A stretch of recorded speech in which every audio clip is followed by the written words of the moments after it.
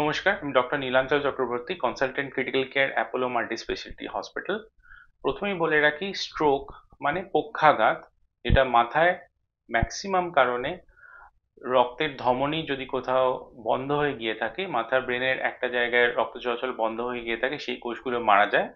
অথবা মাথায় যদি রক্তক্ষরণ হয়, তার কারণে ব্রেনের একদিক এফেক্ট হলে অন্য দিকে হাত পা চলা বা মুখের বিকৃতি ঘটে, কথা বলাও বন্ধ হয়ে যেতে পারে।